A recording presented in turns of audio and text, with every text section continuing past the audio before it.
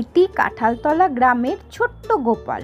খুব দুষ্টু, কিন্তু সবার প্রিয়। দুষ্টু হলে কি হবে, খুব ভক্ত মা কালীর।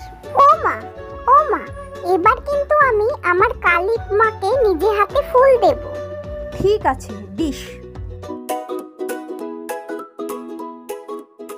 এই ফুলটাই আমি মাকে দেব।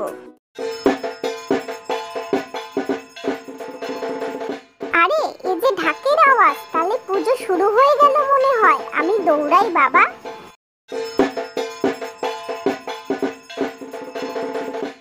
দেখ দেখ, কি সুন্দর দেখতে মা কালী। মা, আমায় সাহস দাও যেন আমি ভয় না পাই।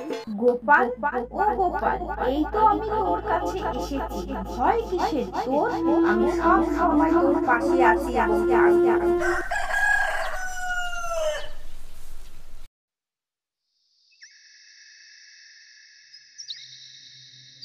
মা, আমি আর যে ভয় পাই না, মা আছেন সব সময়। মা কালী শুধু শক্তি নন, তিনি ভালোবাসারও প্রতীক।